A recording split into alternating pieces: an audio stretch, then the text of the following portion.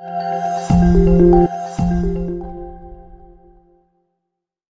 Madinah dulu kan namanya Yathrib. Yathrib itu hina. Hina nama Yathrib. Hina nama Yathrib itu ketika Nabi sudah mendekati ke Madinah, langsung Nabi katakan hawa tayyibah. Maka Madinah itu dinamakan dengan tayyibah. Tayyibah lebih dahulu daripada Madinah. Kemudian setelah itu barulah diganti dengan Madinatul Munawwarah. Munawwarah bercahaya, munawwar.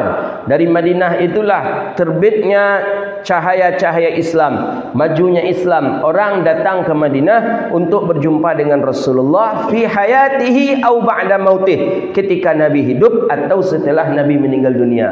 Orang meninggal, Nabi sudah meninggal dunia, mengapa kita datang lagi ke Madinah? Ziarah. Ziarah kepada siapa? Ziarah kepada Rasulullah sallallahu alaihi wasallam. Maka min babil aula dalam mazhabnya Imam Maliki, la yasihul hajj wa la yasihul umrah. Tak sah haji, tak sah umrah kalau tidak berziarah ke makam Rasulullah sallallahu alaihi wasallam. Kalau memang ziarah kubur itu satu perkara yang haram, perkara yang bid'ah dan syirik, bagaimana kira-kira dengan Imam Malik mensyaratkan dalam mazhab Maliki syarat sahnya haji? Tak bisa tak selesai di Makkah saja rupanya haji. Mesti orang tadi pergi dia ke Madinah berziarah ke makam Rasulullah sallallahu alaihi wasallam. Maka jelas kalau untuk dalilnya ziarah kubur, dalil ayat, dalil hadis, dalil pendapat para ulama jelas. Cuman hari ini Wahabi bisa menerima atau tidak, itu saja lagi. Menerima atau tidak gitu. Kalau tak menerima sampaikan saja, kami tak menerima, ada cukup. Jangan mencari lagi dalil begana begini, ziarah kubur sama menyembah kubur, orang ziarah kubur itu syirik, ziarah kubur. Jangan buka teks hadis dalam Sahih Muslim ada, dalam Sahih Bukhari ada, bahkan Nabi setiap hari ziarah kubur. Setiap hari sebelum Nabi salat subuh masuk ke masjid, Nabi ziarah dulu ke Baqi'. Ke Baqi' Nabi ziarah. Hadisnya jelas, hadisnya sahih. Ketika Sayyidatuna Aisyah radhiyallahu taala anha mencari baginda Nabi, belum nampak, tak ada nampak baginda Rasulullah. Padahal belum azan subuh. Nabi tak ada, dicari oleh Sayyidatuna Aisyah. Rupanya dapatlah Nabi sedang berada di Baqi'. Nabi ziarah kubur. Jadi jangan kira ziarah kubur ini amalannya orang-orang musyrik, orang-orang yang melaksanakan syirik kepada Allah. Tidak, ziarah kubur itu perkara yang dianjurkan, perkara yang disunnahkan. Bahkan dalam hadis jelas, awal nazala Isa minas sama, awal nanti Nabi Isa turun dari langit ke bumi, pertama kali yang dilakukan Nabi Isa qabla kulli syai', sebelum melakukan apapun, yang pertama kali dilakukan Nabi Isa adalah ziarah kubur. Ziarah kubur siapa? Rasulullah. Nabi SAW mengatakan, hadisnya kuat. Nabi sendiri mengatakan, awal pertama kali Nabi Isa turun ke bumi, ma yaf'alu kulli syai', tidak ada dilakukan sesuatu apapun oleh Nabi Isa kecuali berziarah ke makam Rasulullah SAW. Jadi kalau untuk dalil ziarah kubur lengkap, nak dalil apapun jelas ada. Maka oleh karena itu sekarang pertanyaannya, dia bisa menerima atau tidak, begitu saja. Ziarah kubur jelas.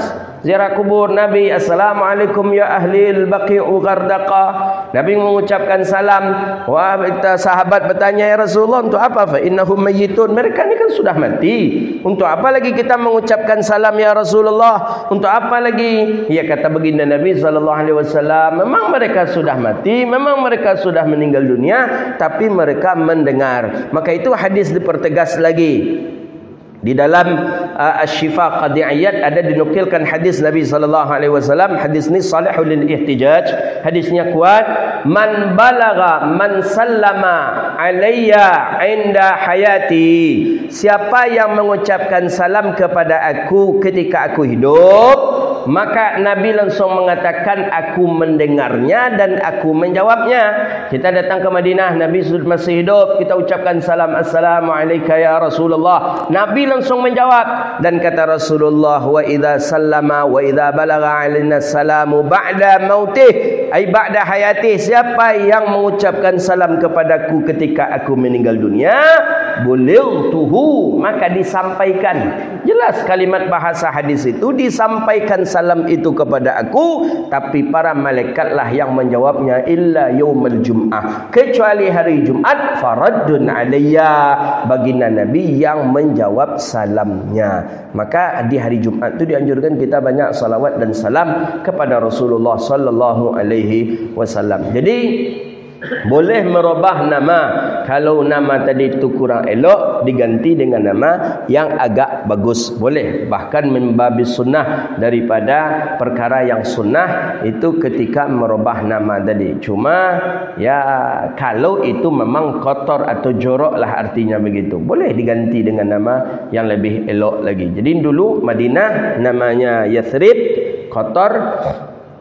Memang Madinah itu orang-orang tak begitu terkenal, karena Madinah itu daerahnya kotor, kemudian laki-lakinya, rijalnya tak ada yang dikenal, kemudian minuman orang di sana minuman ya sebelum Islam, sebelum Nabi datang. Maka ketika Nabi datang, Nabi gantilah hadza thayyibah, ini adalah yang baik, yang mulia, maka diberilah nama dengan Madinatul Munawwarah. Sampai Nabi tinggal di Madinah 10 tahun, Nabi di Madinah, sampai ada istilah mengatakan syifa arduha turabuha syifa, tanahnya saja menjadi obat hari ini, debunya Madinah menjadi obat, saking mulianya Madinah hari ini. Maka Madinah dua haram, Madinatul Munawwarah, kemudian Makkatul Mukarramah. Makkah itu tanah haram semenjak Nabi Ibrahim alaihi salam, sedangkan Madinatul Munawwarah itu haramnya semenjak baginda Rasulullah sallallahu alaihi wasallam. Maka bermohonlah kepada Allah, Allah selalu dan senantiasa berikan kita rezeki bisa berkunjung kedua tanah haram ini. Amin ya rabbal alamin.